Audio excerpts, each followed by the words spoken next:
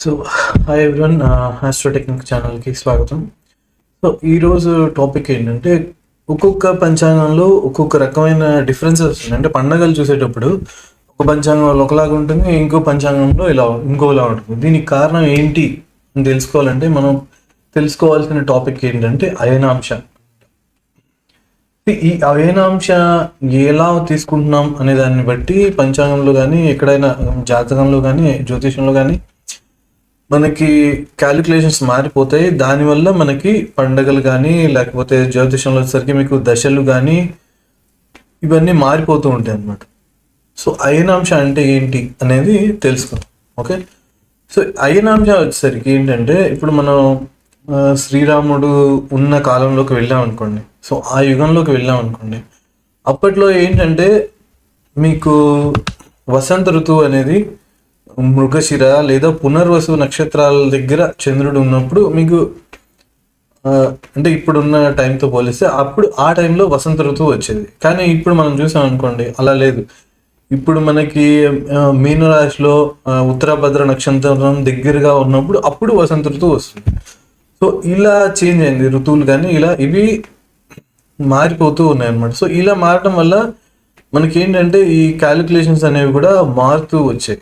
Okay, so అసలు ఈ equinox point అంటారు. ఈ ఈక్వినాక్స్ పాయింట్ ఏంటంటే ఇక్కడ ఈ అయనాంశ గురించి తెలుసుకోవాలంటే ఈక్వినాక్స్ పాయింట్ గురించి తెలుసుకోవాలి. ఈ ఈక్వినాక్స్ పాయింట్ ఏంటి అంటే ఏ రోజైతే రాత్రి పగలు ఎగ్జాక్ట్గా ఈక్వల్గా వస్తాయో అది కూడా వసంత ఋతువులో ఏ రోజైతే రాత్రి పగలు ఈక్వల్గా వస్తాయో అది కూడా వసంత ఋతువులు. అప్పుడు దాన్ని మనం ఈక్వినాక్స్ పాయింట్ అంటాము. సో ఆ పాయింట్ నుంచి మనకి ఈక్వినాక్స్ పాయింట్ అనేది ఉత్తరాభద్ర నక్షత్రంలో ఉందన్నమాట. ఓకే, సో ఆ పాయింట్ నుంచి మనకి మేషరాశిలో బిగినింగ్ 0 degrees ఉంటుంది కదా, అక్కడ ఆ డిఫరెన్స్ని అయనాంశ అంటారు. సో ఇప్పుడు మీరు వెస్ట్రన్ క్యాలిక్యులేషన్ అంటే మీరు ఇప్పుడు ఇంగ్లీష్ క్యాలెండర్లు ఇవన్నీ తీసుకున్నాం అనుకోండి. ఇవన్నీ మీకు ఎలా తీసుకుంటాయంటే ఎప్పుడు కూడా అంటే భూమితో పాటు ఈ రాశులు కానీ నక్షత్రాల నుండి కూడా మూవ్ అవుతున్నాయి అన్నట్టుగా తీసుకుంటుంది. బట్ మన సిస్టంలో ఏంటంటే నక్షత్రాలు అనేవి మూవ్ అవట్లా, అవి స్థిరంగా ఉన్నాయి అని తీసుకుంటాం. ఓకే, సో ఈ పాయింట్ వల్ల మనకి ఏమవుతుందంటే మామూలుగా వేరే ఇప్పుడు ఈ ఇంగ్లీష్ క్యాలెండర్ ఈ వెస్ట్రన్ పద్ధతిలో వచ్చేసరికి ఏంటంటే మనకి క్యాలిక్యులేషన్ అంతా సాయన పద్ధతిలో వెళ్తుంది. అంటే మీకు ఇవన్నీ మూవ్ అవుతూ ఉంటాయి అన్నమాట. సో ఇవన్నీ మూవ్ అవుతూ ఉంటాయి అంటారు కాబట్టి, సో అన్నీ మూవ్ అయినాయి కాబట్టి మేషరాశి లో సూర్యుడు వచ్చినప్పుడు బిగినింగ్ ఇయర్గా అట్లా తీసుకుంటూ ఉంటారు. అంటే మళ్ళీ ఇక్కడ మీరు మకరంకి దగ్గరలో ఉంటాడు కదా సూర్యుడు. అంటే పాయింట్ ఆఫ్ వ్యూ అది కాదు, అంటే జనవరి ఆ టైంలో ఇక్కడ ఎక్స్ప్లెనేషన్ పాయింట్ ఆఫ్ వ్యూ అది కాదనమాట. క్యాలిక్యులేషన్కి తీసుకునే సోర్స్ గురించి చెప్తున్నాను అనమాట. ఓకే, సో ఇక్కడ ఇప్పుడు ఏమవుతుంది, ఈ అయనాంశ క్యాలిక్యులేషన్ అంటే ఏంటి, ఈ ఈక్వినాక్స్ పాయింట్ నుంచి మేషరాశి బిగినింగ్ 0 degrees ఈ మధ్యలో ఉన్న డిఫరెన్స్ క్యాలిక్యులేషన్ తీసుకోవాలన్నమాట. ఈ ఈక్వినాక్స్ పాయింట్ అనేది ఏంటంటే ప్రతి 72 సంవత్సరాలకు 1 degree వెనక్కి జరుగుతుంది అనమాట. సో దీనివల్ల అలా జరుగుతూ ఒకప్పుడు శ్రీరాముడి కాలంలో నక్షత్రం అక్కడ మృగశిర పునర్వసు అక్కడ ఉండే పాయింట్ అలా వెనక్కి జరిగి అప్రాక్సిమేట్గా ఉత్తరాభద్ర నక్షత్రం దగ్గర ఉంది ప్రస్తుతానికి. ఇది ప్రతి 72 సంవత్సరాలకి 1 degree అట్లా వెనక్కి జరుగుతూ వస్తుంది అనమాట. ఓకే, మరి జరుగుతూ వస్తున్నప్పుడు దానికి క్యాలిక్యులేషన్కి సంబంధం ఏంటి అనే మీరు చెప్పినట్టయితే మనకి ఏంటంటే ఇప్పుడు ఆ ఈక్వినాక్స్ పాయింట్ని సూర్యుడు దాటిన తర్వాత మనకి ఎప్పుడైతే మనకి న్యూ మూన్ వస్తుంది, అంటే ఇప్పుడు మనకి ఫస్ట్ ఉంటుంది కదా, ఫస్ట్ నెల ప్రారంభం వస్తుంది కదా, అమావాస్య తర్వాత రోజు నుంచి మనం నెల ప్రారంభంగా తీసుకుంటాం. ఆ ప్రారంభ రోజు సూర్యుడు ఈక్వినాక్స్ పాయింట్ దాటిన తర్వాత ఎప్పుడైతే ఫస్ట్ రోజు వస్తుందో ఆ డేట్ని మనం ఉగాదిగా తీసుకుంటున్నాం. ఓకే, సో ఇప్పుడు ఈ ఈక్వినాక్స్ పాయింట్ వెనక్కి జరగటం వల్ల మన క్యాలిక్యులేషన్స్ అన్నీ చేంజ్ అవుతూ ఉన్నాయి అనమాట. కానీ ఇప్పుడు మరి 0 degrees మేషరాశిలో 0 degrees ఉన్నప్పుడు క్రీస్తు శకం 285 AD అంటే 285 AD ఆ టైంలో ఈక్వినాక్స్ పాయింట్ అనేది ఏరీస్లో 0 degrees దగ్గర ఉంది అనే అనే క్యాలిక్యులేషన్తో చేసే పద్ధతి లహరి. అలా కాకుండా 291 ADలో ఈక్వినాక్స్ పాయింట్ ఏరీస్లో 0 degree దగ్గర ఉంది అనే బేస్ తోటి చేసే క్యాలిక్యులేషన్ కృష్ణమూర్తి పద్ధతి అనమాట. సో మోస్ట్లీ ఎక్కువగా ఇవి ఫాలో అవుతూ ఉన్నారు అనమాట. సో ఈ రెండు ఎక్కువ ఫాలో అవుతున్నారు. అంటే పూర్వ సిద్ధాంతం ఒకటి ఉంది, అంటే సూర్య సిద్ధాంతం ఒకటి ఉంది. అది నేను ఇంకొక వీడియోలో చేస్తాను. ఓకే, ఆ క్యాలిక్యులేషన్ కొంచెం డిఫరెంట్గా ఉంటుంది. నేను దాని గురించి వీడియో తర్వాత చేస్తాను. సో ఇప్పుడు బేస్ ఇయర్ అనేది 291 AD ఏమో కృష్ణమూర్తి పద్ధతిలో తీసుకున్నారు. అదే లహరిలో వచ్చేసరికి 285 AD అనే ఇయర్ని తీసుకున్నారు బేస్ ఇయర్గా. సో ఈ బేస్ ఇయర్ చేంజ్ అవ్వడం వల్ల ఏమవుతుందంటే క్యాలిక్యులేషన్స్లో ఒక 6 నిమిషాల నుండి సుమారు 12 నిమిషాల వరకు డిఫరెన్సెస్ వస్తుంది అనమాట. Up and down depending on year, A year calculate చేస్తున్నాం అనే దాన్ని బట్టి, ఒక్కొక్కసారి సాఫ్ట్వేర్స్ని బట్టి కూడా అవుతుంది. సో సుమారు 6 నిమిషాల నుండి 10 నిమిషాలు ఈ లహరికి కృష్ణమూర్తికి డిఫరెన్స్ వస్తుంది అనమాట. సో ఈ డిఫరెన్స్ రావటం వల్ల మనకి తిథులు, నక్షత్రాలు, టైమింగ్స్ అన్నీ మారిపోతూ ఉన్నాయి. అండ్ ఇంకొకటి ఏంటంటే మనకి పండుగలు కూడా క్యాలిక్యులేషన్లో డిఫరెన్స్ వస్తుంది. సో ఈ 6 నుండి 12 నిమిషాల డిఫరెన్స్ వల్ల ఇంకా ఏమేమి జరుగుతాయంటే, ఇప్పుడు అదే జాతకం తీసుకున్నాం అనుకోండి, లగ్నం అప్రాక్సిమేట్లీ 1.5 to 2 hours ఒకసారి మారుతూ ఉంటుంది. అట్ ద సేమ్ టైం ఇప్పుడు ఈ 6-10 నిమిషాలు అది మారే టైంలో పడింది అనుకోండి, కరెక్ట్గా మీరు ఒక క్యాలిక్యులేషన్ తీసుకుంటే ఒక లగ్నం చూపిస్తుంది, ఇంకో క్యాలిక్యులేషన్ తీసుకుంటే ఇంకో లగ్నం చూపిస్తుంది.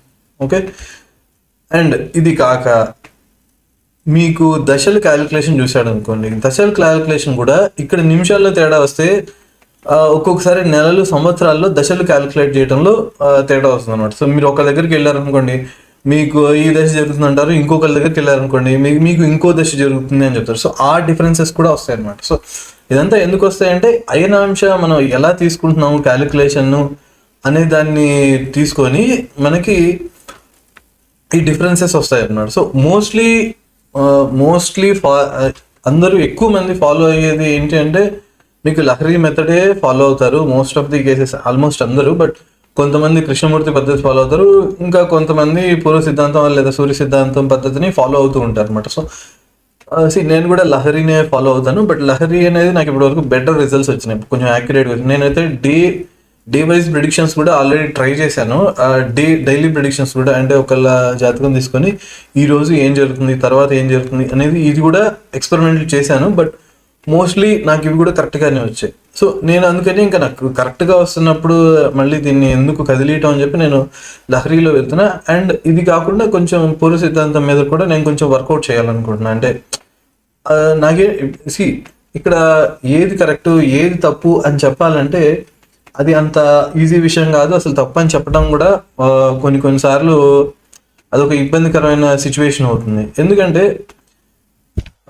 ఇప్పుడు మనం మోస్ట్లీ మనకున్న నాలెడ్జ్ అంతా ఎక్కడి నుంచి వస్తుంది చెప్పండి? మన పూర్వీకులు మనకి ఏదో ఒక పద్ధతిలో ఎయిదర్ ఓవరాల్గా చెప్పడం వల్ల కానీ, లేదా బుక్స్ ఇలాంటివి రాయటం వల్ల కానీ అవి మనకి ఫార్వర్డ్ చేస్తూ వచ్చారు. మీరు గబుక్కున మీరు పూర్వీకులు తప్పు అని చెప్పడం అనేది అసలు అది ఎంతవరకు కరెక్ట్ చెప్పండి?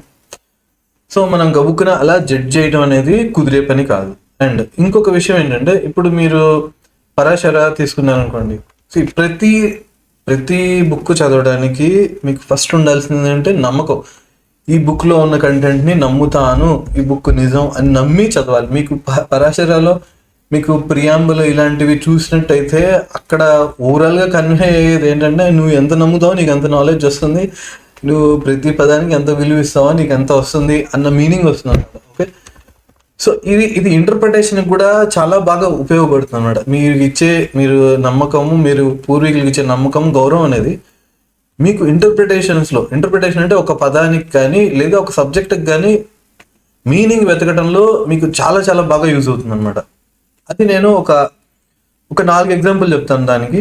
అవి 2 మోడర్న్ ఎగ్జాంపుల్స్ చెప్తాను, 2 మన ఈ రామాయణాలు వీటిలోంచి తీసుకొస్తాను. ఓకే, సో ఫస్ట్ నేను సింపుల్ ఎగ్జాంపుల్ ఒకటి చెప్తాను. ఓకే, నేను వింగ్స్ ఆఫ్ ఫైర్ మీ అందరికీ బాగా పాపులర్, మనకి ఏపీజే అబ్దుల్ కలాం గారు రాసింది. సో నేను అది చదివేటప్పుడు ఏంటంటే దాంట్లో ఒక చోట ఏం చెప్పారంటే there are 2 kinds of people, one who change the world, the other who don't change the world, I belong to later category అన్నారు. అంటే ఏంటి ఆయన చెప్తే ఏంటంటే నేను ప్రపంచాన్ని మార్చే వాళ్ళలో నేను ఉండను అనే మీనింగ్ వచ్చిందనమాట. నేనేంటంటే అప్పుడు ఏంది యంగేజ్ మనం ఏంటి అసలు ప్రపంచాన్ని మార్చేయాలి మనం, అది ఇది ఏంటి ఇలా అంటారు అది ఇది అనుకున్నాను అనమాట. సో అప్పుడు మనకు అర్థం కాల మీనింగ్. సో అప్పుడు మీనింగ్ అర్థం కాకపోతే నేను మీనింగ్ అర్థం కాకపోయినా ఆ పదాలు మాత్రం అలాగే ఉన్నాయి. ఆయన చెప్పారు అంటే సంథింగ్ ఏదో ఉంది, నాకేమో అది కరెక్ట్ అనిపించలేదు. సో ఆ లాజిక్ అనేది బ్రెయిన్లో అలా స్ట్రక్ అయిపోయింది అనమాట. సో ఆ తర్వాత నేను గాడ్స్ మస్ట్ బి క్రేజీ అని చెప్పి ఒక ఇంగ్లీష్ మూవీ ఉంది, బాగా పాత అనమాట. అది ఫుల్ కామెడీ మూవీ. అంటే సమ్ రీజన్ మా ఫ్రెండ్ దగ్గర ఎక్కడో మొత్తానికి మూవీ చూడటం జరిగింది. మూవీ అంటే పూర్తిగా చూడాల, ఒక 10-15 minutes అనమాట. ఫస్ట్ పేర్లు పడేటప్పుడు ఈ కొంచెం మీకు ఓవర్ వాయిస్ అంటారు కదా, ఆ ఓవర్ వాయిస్ ఆ ఓవర్ వాయిస్లో ఏం చెప్తారంటే ఇవే వర్డ్స్ వస్తాయి, అప్రాక్సిమేట్గా ఇవే వర్డ్స్, ఎగ్జాక్ట్ వర్డ్స్ కాదు బట్ ఇదే వర్డ్స్ వస్తాయి. ఏంటి, there are 2 kinds of people who change the world and the other who don't అని ఉంటుంది అనమాట. సో అప్పుడు ఏంటి ఆ మీనింగ్ చెప్పేటప్పుడు ఏముంటుంది తెలుసా, who don't change the world అంటే ఎవరైతే ప్రకృతిని పాడు చేయరో వాళ్ళు ప్రపంచాన్ని మార్చరు అనేది వస్తుంది అనమాట. సో అప్పుడేంటి అబ్దుల్ కలాం గారు ఏం చెప్పారు, ప్రకృతిని నాశనం చేసే వాళ్ళలో నేను ఉండను అనే మీనింగ్ వస్తుంది. మీకు అర్థమైందా? సో ఒక పదాన్ని అర్థం చేసుకోవడానికి ఆ లెవెల్లోకి వెళ్ళాల్సి వస్తుంది అనమాట. మనం ఏంటంటే వాళ్ళ దగ్గరికి వెళ్ళాలి, వాళ్ళ కాలానికి వెళ్ళాలి, వాళ్ళు ఏ స్థాయిలో ఆలోచిస్తారో మనం ఆ స్థాయిలోకి వెళ్ళాల్సి వస్తుంది. నేను ఇంకొక మోడర్న్ ఎగ్జాంపుల్ కూడా చెప్తాను. ఇది ఏంటంటే నేను ఒక ఆర్టికల్ రాశాను అనమాట, దాని మీద చెప్తాను. ఓకే, ఆ ఆర్టికల్ ఏంటంటే ఆల్టర్నేటివ్ డైరెక్టర్ అనే టాపిక్ మీద ఉందన్నమాట. ఆల్టర్నేటివ్ డైరెక్టర్లో మీకు పాత కంపెనీస్ యాక్ట్లో ఏమైనా ఉండిద్ది అంటే ఒక ఫ్రేజ్ చెప్తా. Okay, the state in which meetings of the board are ordinarily held అని ఉంటుంది అనమాట. సో అక్కడికి వచ్చేసరికి అప్పుడు ఏమైంది, ఇప్పుడు కొత్త యాక్ట్లో ఏం పెట్టారు ఏంటంటే కొత్త యాక్ట్లో ఎగ్జాక్ట్ బర్డింగ్ ఫ్రేమింగ్ నాకు గుర్తులేదు, బట్ ఓవరాల్ వాళ్ళు చెప్పిందండి డైరెక్టర్ ఇండియా నుంచి అవుట్ సైడ్ వెళ్ళిన సిచ్యువేషన్స్లో అని చెప్పారు. ఇక్కడేమో స్టేట్ అనే వర్డ్ వాడారు అనమాట. సో ఇప్పుడు ఏమవుతుంది, డైరెక్టర్ ఇండియా దాటి వెళ్ళినప్పుడు ఆల్టర్నేటివ్ డైరెక్టర్ని అతని ప్లేస్లో అపాయింట్ చేసుకోవచ్చు అని. ఇది పాత దాంట్లో స్టేట్ అనేది ఉంది. మేము క్లాసులు వినేటప్పుడు కూడా చెప్పడం ఎలా చెప్పారంటే స్టేట్ దాటి డైరెక్టర్ బయటికి వెళ్ళినప్పుడు ఆల్టర్నేటివ్ డైరెక్టర్ని మీరు అపాయింట్ చేసుకోవచ్చు అని ఉంటుంది.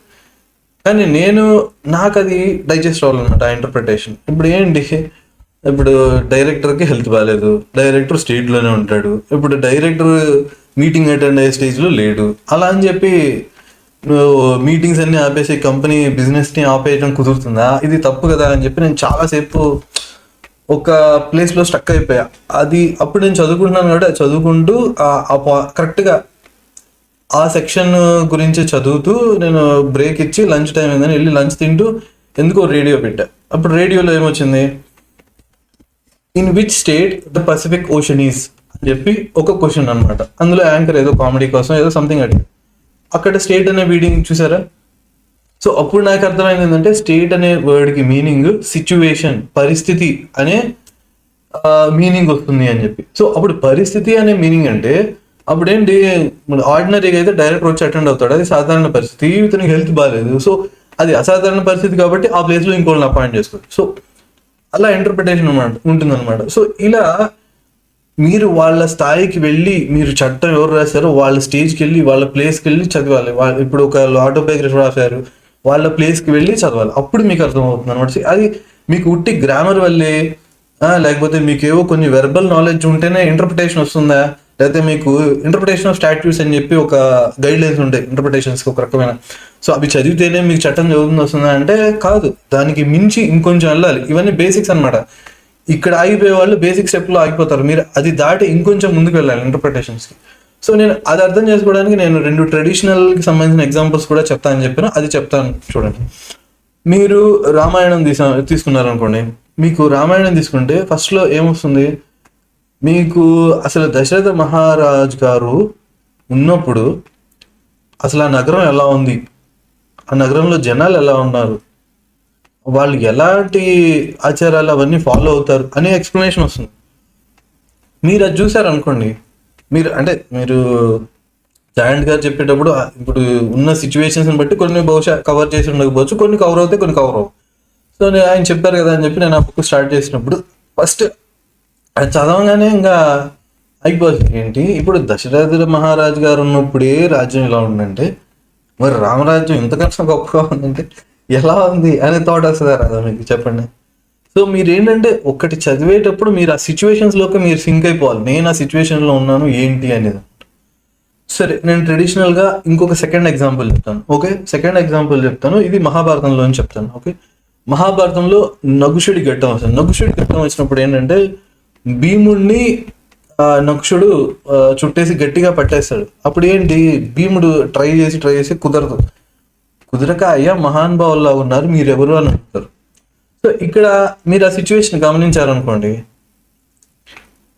ఇప్పుడు ఆ రోజుల్లో ఉన్న సిచ్యువేషన్ ఏంటి, గొప్ప వాళ్ళకి మహానుభావులకి మాత్రమే బలం వచ్చే విధంగా ఉండేవాళ్ళు గురువులు కానీ ఎవరైనా, మామూలు వాళ్ళకి రావు. సో ఆయన భీముడి కన్నా బలంగా ఉన్నారు కాబట్టి ఖచ్చితంగా ఆయన మహానుభావుడు గొప్పవాడు అనే విషయం భీముడికి స్ట్రైక్ అయిపోయి అయ్యా మీరెవరో గొప్పవాళ్ళు మహానుభావుల్లాగా ఉన్నారు అనేసారు. చూసారా? సో అలా మీరు కొన్ని సిచ్యువేషన్స్లోకి వెళ్ళి అర్థం చేసుకోవాలన్నమాట. ఓకే, ఇప్పుడు మీరు ఇంకొకటి చూసినట్టయితే భీముడు ఆ స్టేజ్లో కూడా ఇక్కడ భయపడినట్టు కనిపిస్తుంది మీకు. నాలెడ్జ్ తెలివిగా ఆలోచించి ఆయన గొప్పవాళ్ళు అనుకున్నారు కానీ ఆయన ఎక్కడ భయపడినట్టు అలా లేదు. సో అది మీరు ఆలోచించాలి. మీరు అదే సీన్లో ఇంకొకటి గమనించినట్టయితే మీకు ధర్మరాజు ఇంకా అసలు భీష్ముడు అందరికన్నా బలవంతుడు, అంత బలవంతుడు ప్రమాదంలో ఉన్నాడని ధర్మరాజు పరిగెత్తుకుంటూ వెళ్ళాడంటే ఏంటి, ధర్మరాజు భయపడ్డు దేనికి, హీఈస్ ఫియర్లెస్ అని ఒక మీనింగ్. సో ఇట్లా మీరు ఏంటంటే మీరు ఆ క్యారెక్టర్లోకి దూరి ఆ సిచ్యువేషన్ని మీరు ఆ పరిస్థితుల్లోకి మీరు వెళ్ళి అర్థం చేసుకుంటే అప్పుడు మీకు అర్థమవుతుంది అనమాట ఇంటర్ప్రిటేషన్. అది ఏంటంటే మీరు ఆ స్టేజ్లో ఆలోచించే అర్హత మీరు సంపాదించాలి, అప్పుడు మీకు అవి అర్థమవుతాయి అనమాట. సో అది చాలా ఇంపార్టెంట్. మీకు ఇప్పుడు నేను ఆస్ట్రాలజీకి సంబంధించిన నేను కూడా చదివేటప్పుడు చాలా రకాల బుక్స్ ఉంటాయి. అన్ని బుక్స్లో ఏంటంటే కొన్ని బుక్స్లో సేమ్ అందరు రాస్తారు, కొన్ని బుక్స్లో తప్పులు ఉంటాయి. అసలు అది మీరు ఐడెంటిఫై చేయటం అనేది కూడా చాలా కష్టం. మీరు మీ బుక్ మీద మనం డిపెండ్ అవ్వచ్చా లేదా అని. సో అలా డెసిషన్ తీసుకునే ముందు ఏంటంటే మీరు ఎలా గమనిస్తారు అది ఆ బుక్ని నమ్మచ్చా నమ్మకూడదా అని. నేను ఇప్పుడు బుక్స్ ఉంటాయి కొన్ని, ఇప్పుడు ఇదండి శ్రీరాముడిది ఒకటి ఉంటుంది, వశిష్ఠ రామ సంవాదం అని ఒక బుక్ ఉంటుంది, లేదా భగవద్గీత ఉంటుంది, లేకపోతే ఇంకోటి అంటే అష్టావక్ర గీత ఒకటి ఉంటుంది. సో ఇలాంటి చదివేటప్పుడు కూడా చాలా మంది చాలా బుక్స్ రాస్తారు. ఏ బుక్ స్టాండర్డ్ అని మీరు ఎలా తెలుసుకుంటారు అంటే ఇలా మీరు అది చదివేటప్పుడు మీకు వాళ్ళు వాడిన పదాలు కానీ ఆ బుక్ రాసే వాళ్ళ యొక్క ఇంటెన్షన్ కానీ యాటిట్యూడ్ కానీ మీరు కొంచెం చదవగానే మీకు అర్థమైపోయింది. అప్పుడు మీరు డెసిషన్ తీసుకోవచ్చు, ఈ బుక్ నేను చదవచ్చా లేదా. నేనైతే అలాగే తీసుకుంటున్నా డెసిషన్స్. సో అలా ఇంటర్ప్రిటేషన్ అనేది బాగా యూజ్ అవుతుంది అనమాట. అందుకని ఇప్పుడు మీరు అది అర్థం చేసుకోవాలంటే మీకు పెద్దవాళ్ళకి మీద ఆ బుక్కులు రాసే వాళ్ళ మీద మీకు గౌరవం అది ఉండాలి. కాబట్టి మీరు గబుక్కున సూర్య సిద్ధాంతం తప్పని పూర్య సిద్ధాంతం తప్పని మీరు అలా గబుక్కున పాయింట్అవుట్ చేయటం అనేది మంచి పద్ధతి కాదనమాట. సో నేను చెప్పాలన్నది కరెక్ట్గా కన్వే చేశానని అనుకుంటున్నాను. So please like, share and subscribe. Thank you.